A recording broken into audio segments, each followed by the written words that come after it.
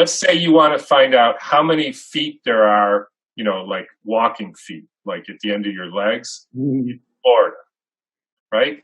So you can go through the whole state and count everybody's feet. And there's 3,000 feet or whatever. Now you want to know how many, so then you say, okay, I don't want to count everybody's feet. So I'm going to say every person who has a foot has a shoe. And every shoe has a shoelace.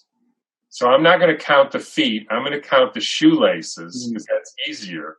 Yeah. And that's going to tell me how many feet there are. And that's true, except some people have feet, but they don't have shoes.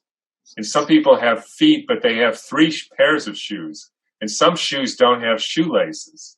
So in that situation, you cannot use the shoelace argument to say how many people have feet or how many feet there are. And the guy who invented the test they're using with coronavirus, called a RT-PCR test, said, unless you have a gold standard like the meningococcus, you cannot use this for diagnostic purposes.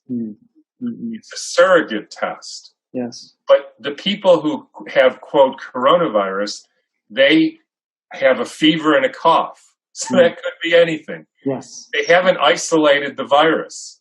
No. And some of the people who have fever and a cough have a virus. Some of the people who have the virus have nothing. And so you can't make any prediction as to whether looking for a piece that's supposedly unique to the virus has any comment on whether they're actually sick from that. But the really scary part of this is the way the test is done. They take a piece that's supposedly unique to that virus and they accentuate it through cycles, 20 cycles, 40 cycles, because they can't find it just with one. And if you get it up to 60 cycles, you find it with everybody. So it's not unique to that virus. No. So, but if you do it 35 cycles, then you don't find it with anybody. So you can actually, by choosing the number of cycles, you can choose how many people will test positive. Right, and would you agree that even if you find the virus present in any human or any human with a set of symptoms like fever or respiratory distress, it doesn't prove causality. No, it could be an excretion of the cell. Right, there could be excretion of the cell. There's an infinite number of factors that go into producing a symptom in a specific individual. So this whole model is really absurd on a really basic level. Right. Right. And when you do that, and when you don't know whether it's the causative agent, or maybe there is no such thing in that context as a causative agent, maybe it's just a message, you can't use a surrogate marker in that case. And the problem then, if the false positive rate, if you do 40 cycles, is 1%, and you go test 20 million people, next thing you know, you have 200,000 people test positive, and you've got an epidemic. Right. Well, what David Crow did in his recent article on Is Coronavirus 19 Real is show that originally in China, they were using criteria such as possible exposure to someone who had been diagnosed with the infection as a way to confirm a case. But when they started quarantining and there weren't more cases to associate with, the numbers just went down to, just basically dropped off the cliff. So it's all been through, just completely non-evidence-based criteria that they've been identifying, and the virome and metagenomic studies of just the human guts and even the blood are showing that many of these deadly viruses, so to speak, like flu and coronavirus and herpes viruses, are actually naturally present. They're part of our fundamental makeup, and therefore this concept. I was going to write this article about how, should we be concerned about a weaponized germ? Because I think there's legitimate history to show that yes, there are these secure facilities that ostensibly to protect against biowarfare have developed these strains. but I think it's more weaponized germ theory that we are most concerned about as a geopolitical control system, because of what we're seeing already with forced quarantines. I mean, we're looking at now Spain and France and Italy, and potentially soon the U.S. will be on house arrest, with the National Guard outside with guns. And that's really something that I think people need to understand, that this isn't just an academic discussion. Actually, when you really look down into this, like we are doing with these testing methodologies, there's very little evidence there at all that they work. Yeah, and you can manipulate the numbers to get more false positives, and then you have an epidemic, and then you can give people a vaccine, and then you can lower the numbers, and then see you got rid of the epidemic, and all you did was change the number of cycles that you went through, and you'll change the numbers. Absolutely.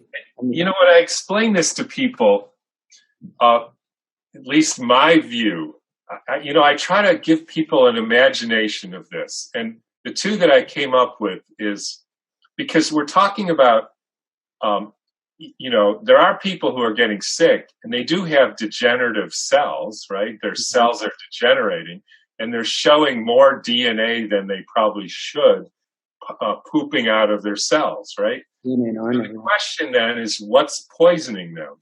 Well, this is such an important point you're making, because when you look at, for example, conventional, standard of care for things like influenza, they're using Tamiflu, which is a chemical that has profound iatrogenic consequences, many of which overlap with cardiorespiratory failure, which is primary, diagnosis of death from this, quote, type of viral exposure. So what you're looking at is, with the introduction now, fast tracking and approval of HIV drugs for this pandemic, is we're going to start to see that the poisoning they lay on top of an original chronic poisoning is going to be associated with a invisible germ called coronavirus. So it's right. You're going to see this potential poisoned, and then they die, and who knows if it's because they were sick or because they got poisoned twice. Yeah, and then I think also when you have these scary Ebola-like outfits, and you have this theater, this political theater, we also have the bone pointing concept, which is like a shaman in some, ancient culture pointing a bone at a member of the tribe and saying, "You'll die tomorrow, you're cursed." And the person believes them, and they die. And so we're seeing that, I think, on a mass scale. In fact, some of the people that we know in this space are getting upset at individuals like myself who do not believe that the threat is as severe as CNN says, or the CDC, or the WHO. And they're starting to attack individuals who aren't afraid, because so it's almost like there's a dehumanization process at play that is more concerning than any virus would ever be. Yeah. Well, I think, again, a lot of this is speculation, because we don't know. At least I don't know. But I have a feeling, based on my understanding of the history of flu pandemics, that they're all associated with an increase in electrification of the Earth. And there's something about a new electromagnetic field exposure that actually deteriorates the DNA and causes this excessive budding, which we call viruses. And that is actually a big problem. Wow. Like, we have a problem. Yes. And we see people who are deteriorated, and they started it in Wuhan and on this cruise ship. Mm-hmm. And I think that this story was partly a kind of, it's a little bit like the Patsy thing. Mm-hmm. We know this is going to happen. We know that whenever we roll out radio waves and radar, and there's a flu epidemic. It's not a viral flu. It's a poisoning of the DNA. In particular, for whatever reason, the deterioration of the DNA in the cell from an electromagnetic field exposure that you're not used to makes you look like you have a viral infection. And I mean, again, I don't have all the answers or the facts here, but my guess is we do have a problem. Yes.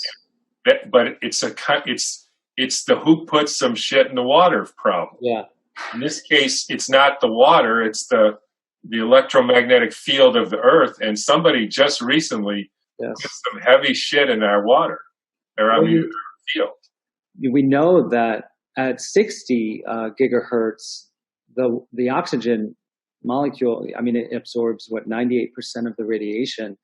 Yeah. So, clearly like I like to explain to people that their microwaves emit 2.4 gigahertz or 2.45 gigahertz waveforms. That's the Bluetooth standard. That's what Wi-Fi is on. The same wavelengths that we cook food by heating the water molecules are being used in these devices. So it doesn't take a big leap in logic to assume that's going to affect our constitution. 99% of the molecules by number are water, as of course we know. There's this notion that biomass of the cell is really an epiphenomena, right? The cell is an electromagnetic entity, and there's an electron. And so we think about it as almost like as just emissions from the cell, but it's the other way around. Is the biomass, what we consider real, these biomolecules are in a way secondary expressions of this, really these vibrations. That's fundamentally so. And obviously the water piece that you're bringing into force, so powerful in understanding how this all connects. So we're looking at non-native EMF and looking at our bodies as water, electromagnetic. This view is profound that you're introducing. I will say that I think that you may be absolutely correct that, especially if the proxy marker for coronavirus testing with PCR is RNA levels without specificity, and these are a reflection of cell debris caused by damage, exogenous damage, well then, obviously, like you're saying, this could be a patsy, this could just be, a red herring or whatever you will.